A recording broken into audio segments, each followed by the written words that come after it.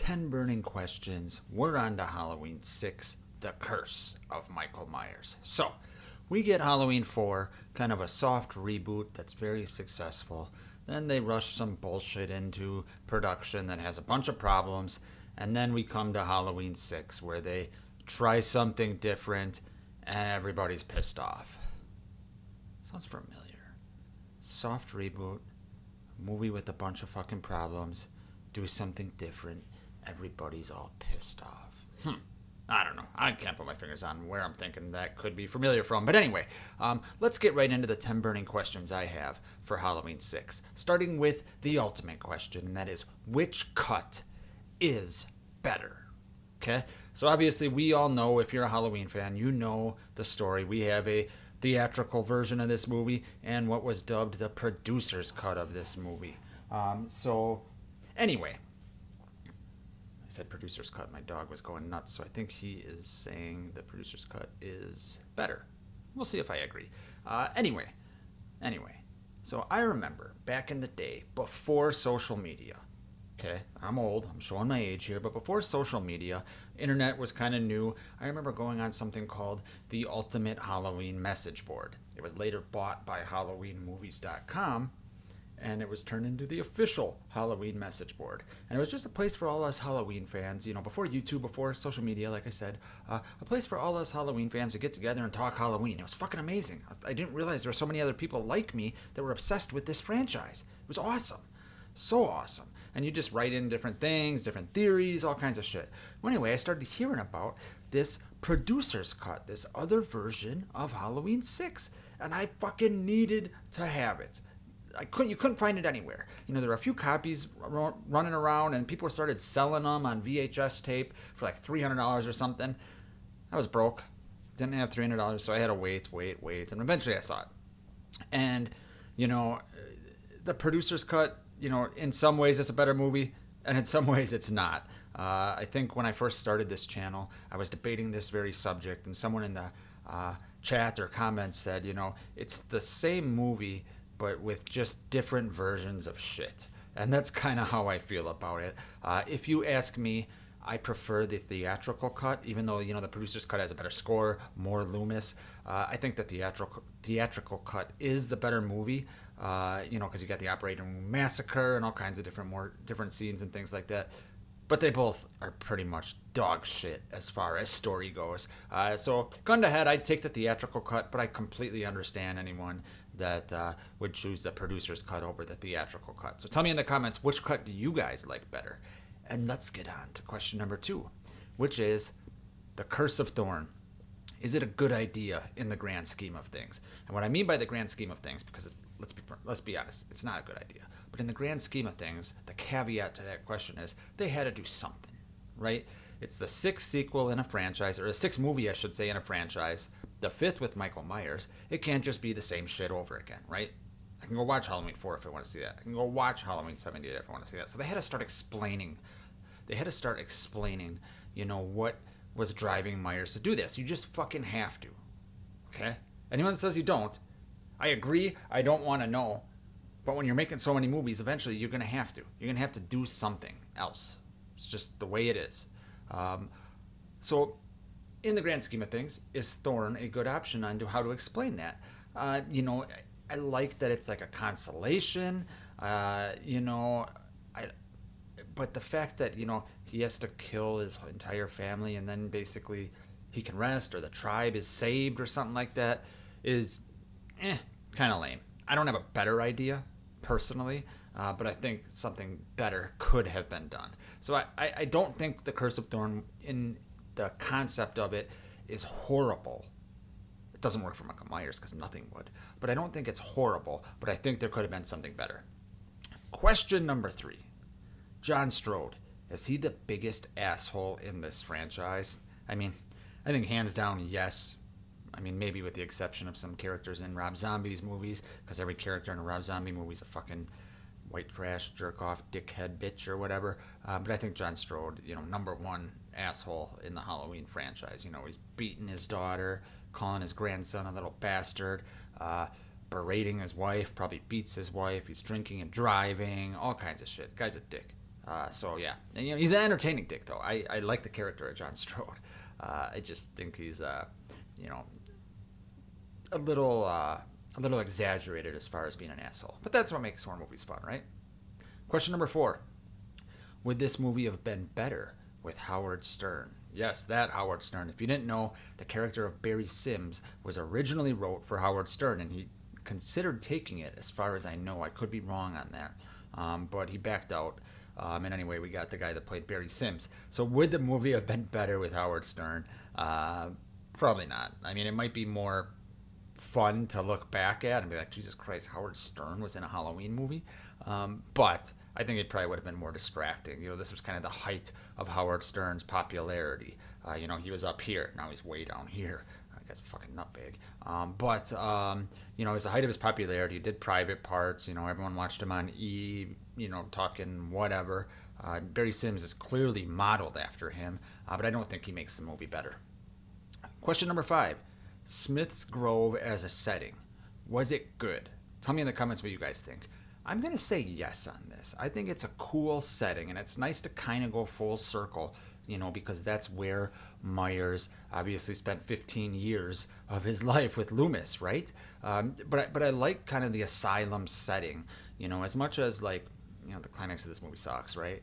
All of that. But I like the setting. You got like patients and doors and cages and shit like that, and random cell blocks and stuff like that. It provided some cool stuff, and it gave us a little bit, not even executed closely on the level of Halloween 2, but a little Halloween 2 with Myers, could be roaming the halls anywhere. So yeah, I think Smith's Grove was a good setting. Question number 6: is this the worst ending in the franchise? No matter which version, right? You get the producer's cut where Loomis gets the mark of Thorn on him. It's your game now. And you get Myers walking off in the Man in Black costume and turning his head.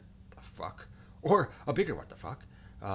You get Tommy beating Myers with a pipe, him bleeding green blood, and the mask just laying there with Loomis yelling, no, or whatever. Horrible. So let's go through the list. Is it the worst? Halloween 78, obviously better. Halloween 2, yes, better. Completely better. Halloween 3 even, ends on that cliffhanger. Not cliffhanger really, but, Cochran wins even though he dies, right? Stop it! Way better. Halloween 4, miles better. Halloween 5, Man in Black killing Meeker and the cops and kidnapping Jamie and Myers, or at least kidnapping Myers from what we see in that. It's better because it provides some mystery. Halloween H2O, obviously better. Resurrection, Myers, eyes opening at the morgue, lame, but better. Rob Zombie's Halloween 2007, better. Yeah, better. I mean, it's crazier, but better.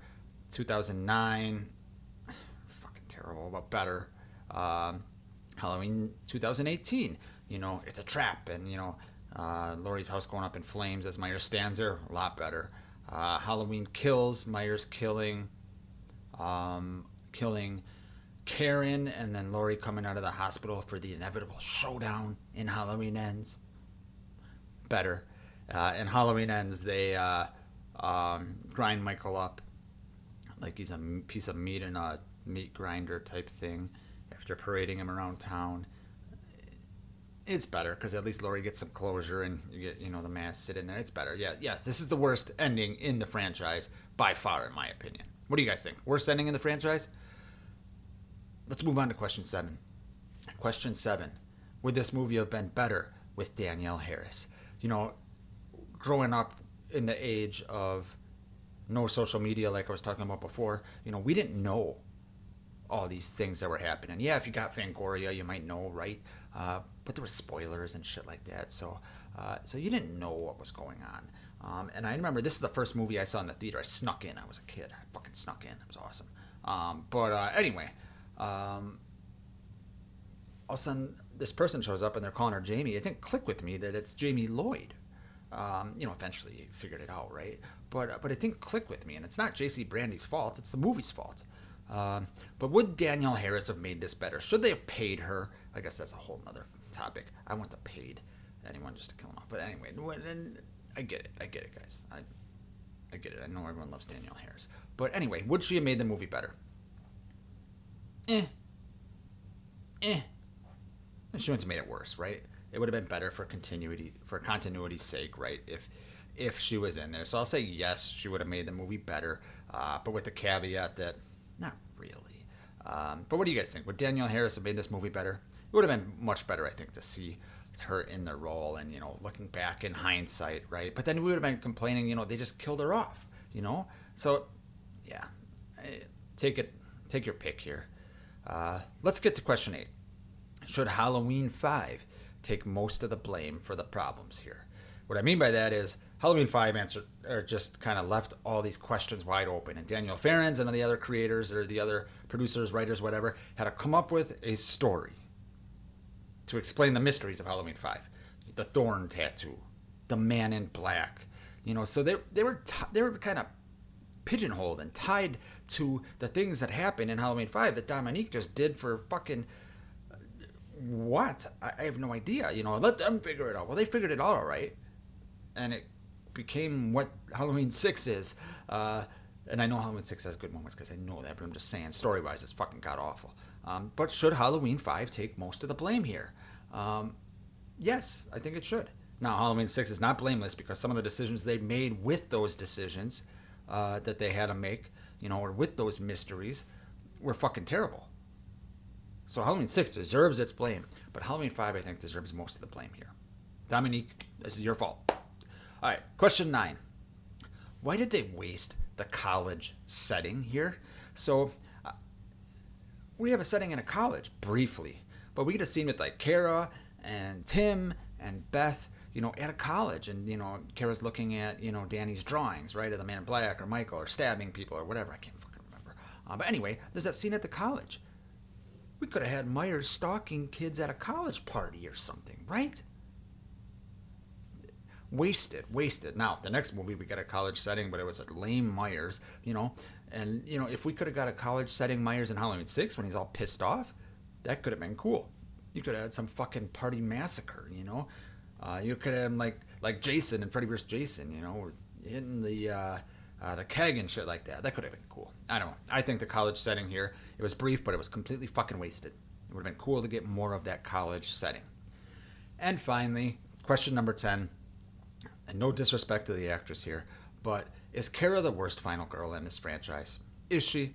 I just think she has no charisma, no personality, and I just think she's a bad character. She's obviously, whatever version of Laurie we get is better.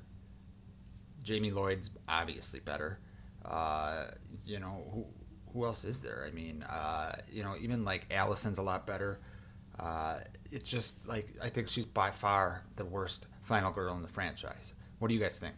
Or am I being too hard on Kara Strode here? Let me know in the comments. And thank you guys for watching. Those are my 10 burning questions for Halloween 6, The Curse of Michael Myers. Stick around my channel soon, because Halloween H2O is next. And that's going to be a doozy. Thanks for watching, everyone.